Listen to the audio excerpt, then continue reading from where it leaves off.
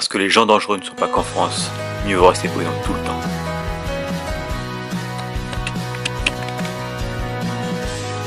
Pour cette 31e journée, nous avons quitté la Roumanie pour la Hongrie.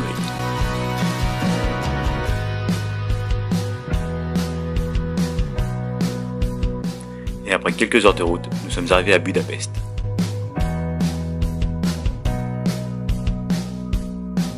Cette ville immense ne manque pas de charme. Les styles soviétiques et modernes s'y mélangent sans problème. Plus grande ville d'Europe centrale, elle mérite totalement d'y faire un petit saut le temps d'un week-end. Nous sommes par hasard tombés sur le festival de la bière, de quoi ramener un petit souvenir utile.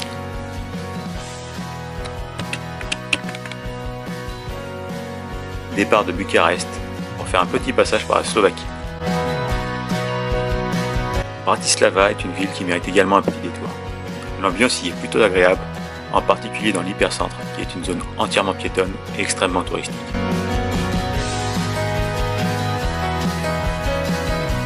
On y retrouve les influences ottomanes, soviétiques et allemandes, dans les nombreux monuments. Et vous pouvez bien sûr y voir le célèbre Man at Work. Nous avons ensuite repris la route pour finir la journée à Vienne.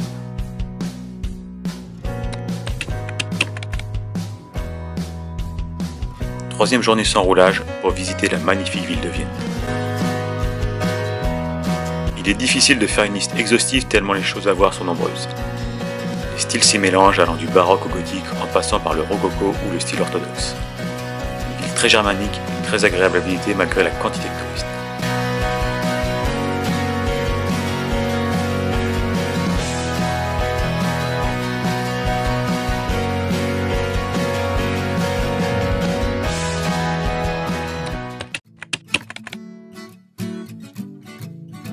Retour sur les routes autrichiennes pour cette journée. Un vrai régal.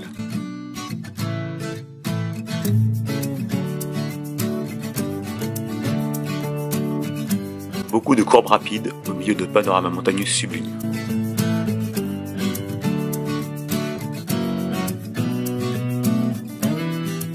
Après une petite erreur de ravitaillement avant la montée d'un col au nom imprononçable, nous avons dû faire la descente au point mort pour économiser l'essence. Plusieurs kilomètres de descente à parfois plus de 100 km/h. Nous avons réussi à atteindre la station juste à temps. Après ce petit stress, direction la Neukampstrasse. La pluie nous a malheureusement rattrapés pendant la traversée de cette route.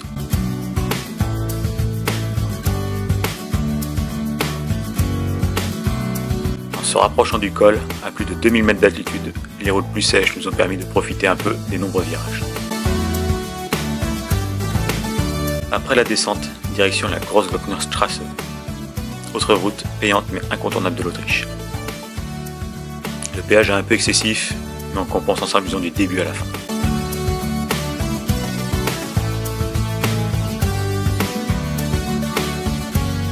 Fait assez unique, les motards y sont favorisés. Les cercles que l'on peut voir dans les virages sont des zones de dépassement réservées aux motos. On peut donc enchaîner virage sur virage, jusqu'au col à 2500 mètres d'altitude.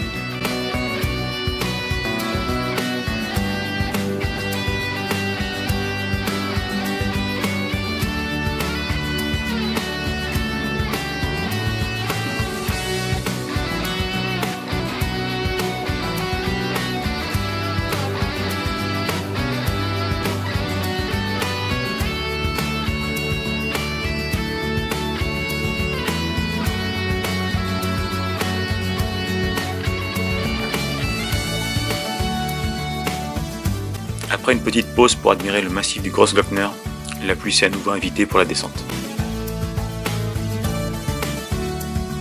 Puis nous avons retrouvé le soleil pour finir la journée dans un camping.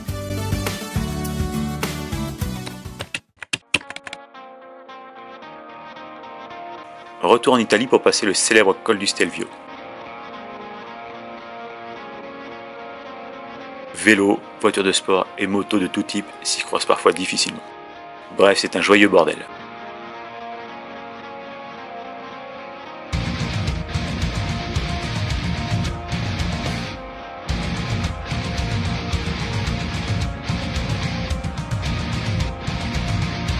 On peut même y faire un peu de luge, comme le prouve Ezzano. Arrivé au sommet à plus de 2700 mètres d'altitude, au milieu de dizaines et de dizaines de motos, on attaquait ensuite la descente par le versant nord pour arriver en Suisse.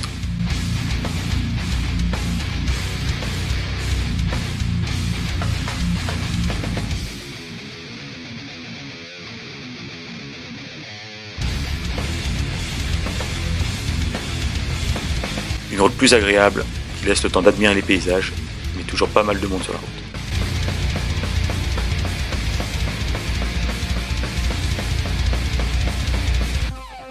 Comme pour l'Autriche, les routes suisses sont un régal. Des virages, des paysages sur les lacs et montagnes. Un vrai décor de carte postale. En fin de journée, le Clausen nous ouvre ses portes. Une route magique.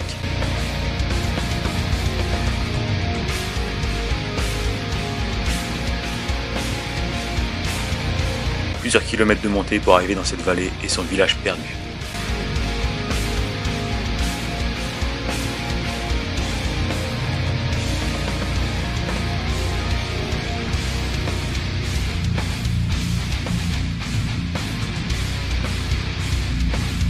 De virage en virage, on se retrouve au-dessus de cette vallée et admirer cette vue, un vrai paradis.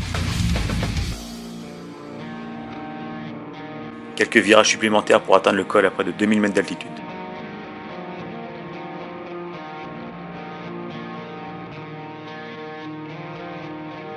La descente était tout aussi plaisante sur cette route à flanc de montagne. Mais n'oublions pas que le danger peut être présent derrière chaque virage.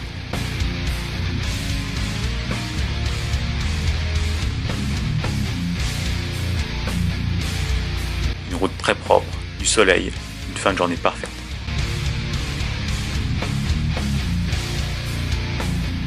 N'hésitez pas à commenter ou à poser des questions, j'y répondrai avec plaisir. Vous pouvez aussi vous abonner pour ne pas manquer la prochaine vidéo.